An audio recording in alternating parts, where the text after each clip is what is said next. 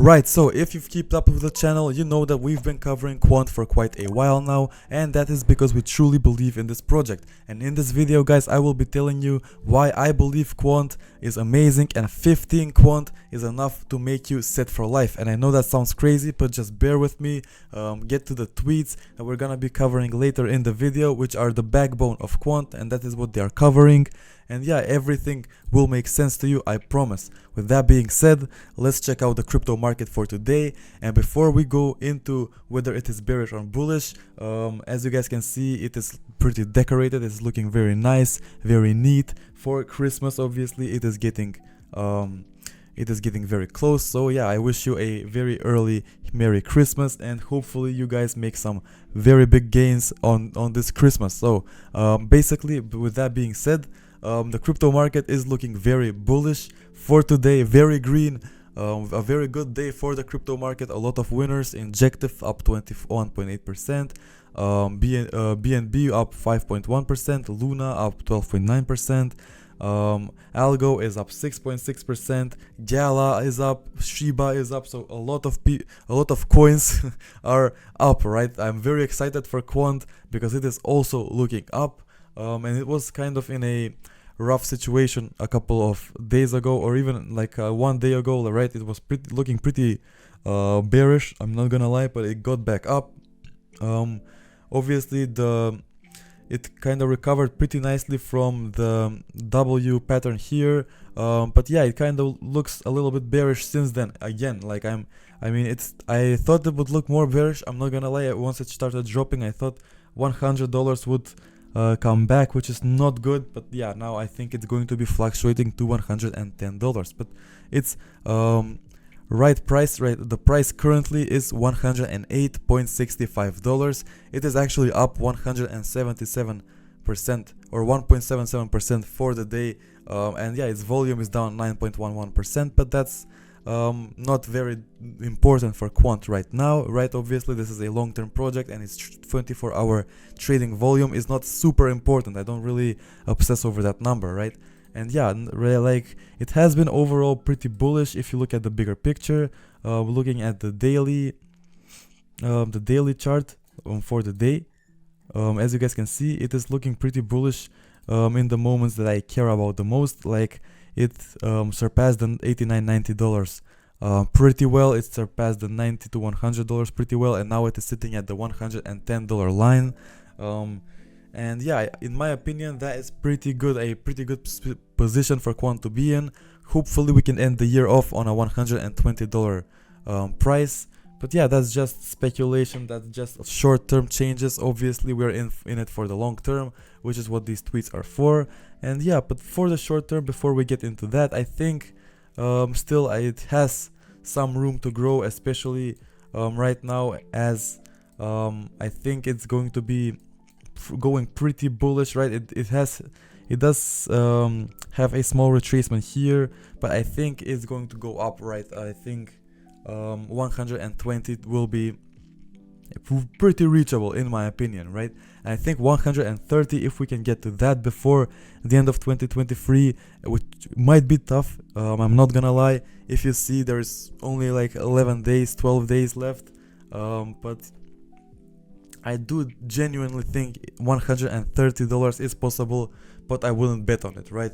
I'm in Quant for the long term. This is a long-term project, right? Like if you want short-term gains, there are a lot of coins for short-term gains. We have actually covered them on our channel, so you can notice them. I don't need to call anything out.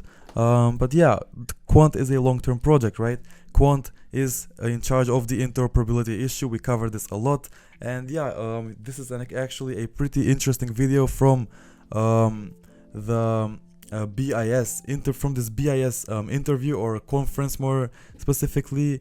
And yeah, listen to these, to the Quant language used here at the HKMA BIS high-level conference.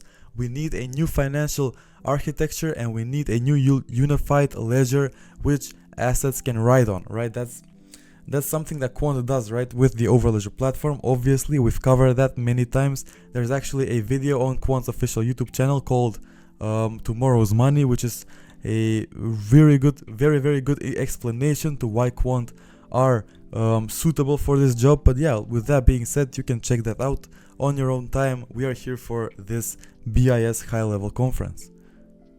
The problem with scaling is that they are still in multiple networks. You don't have a unified ledger. The BIS has spoken about this. Augustine, when he was in Singapore, spoke about this. Should we think of a new financial architecture? If it's going to be tokenized, then can we have a layer of a unified ledger into which these assets can ride on? Right, guys, even at the start, I have to pause it because a unified ledger, that just sounds like what Quant is doing, right? The overledger, it sits on top of everything. It's the main thing that controls the interoperability for everything, and even a lot of banks have actually started using it, right? And this is just what they are talking about, basically, without mentioning it. I think a very powerful concept, I think worth exploring. Will it work? I don't know. But like all good experiments and innovation, I think it's worth a try because the payoffs are huge. The International Monetary Fund is thinking about the same. And together with a group of about half a dozen banks, the MAS has announced a similar, we call it Global Layer 1 framework. And one of the things that this is supposed to achieve is that you can, through the use of smart contracts, build in regulatory and policy requirements onto the platform. So you have regulatory compliance by design. Today, most regulatory compliance is ex post. You build the system, you transact, and then you check for compliance. But through smart contracts, you can build in policy requirements, you can build in... Yeah, smart contracts are another thing that are very hot right now, and that is what Quant is actually achieving through the overledger, right? We have covered how important smart contracts are, we have covered countless articles, and yeah, it's basically for any big interoperability software, right? They need smart contracts. That's something that the future will have, and Quant have kind of been innovators in that sense, right? With smart contracts, with how they utilize them. And yeah, in my opinion, this is Quant's overledger is just number one in all of these categories. Capital control requirements, you can build in AML and other regulatory requirements into the contract itself that governs this chain. So if you can build a global layer like that, that will be the ultimate global public good for the financial system of the future. Is it possible? I think technologically it is possible. I think it's a question of achieving harmony across jurisdictions in terms of the design elements and the governance structures for these things. And I think that's something that is worthwhile pursuing, and many of us are pursuing that. Yeah, so that's obviously the biggest issue, jurisdictions, governments, right? And technologically, I think we're at a point right now overall where there is no limit. Like, I think we are, as the public, are not even aware of how big technologies are there, how many insane technologies are there, is what I'm trying to say, right? And yeah, I think technologically it definitely is possible right now. Maybe it won't be the most efficient as it can be, but I think with Quant Overledger, it's going to be the most efficient, at least out there right now, you know. But yeah, governance and the jurisdiction is a whole nother story. Right. In fact, just to share that we've been piloting with our tokenized bond for the government. And one thing is, if you really want to scale that up, you need global standards, you need global platforms. What we're seeing now is almost like walled gardens that with platforms that's operated by different firms, and they're not interoperable.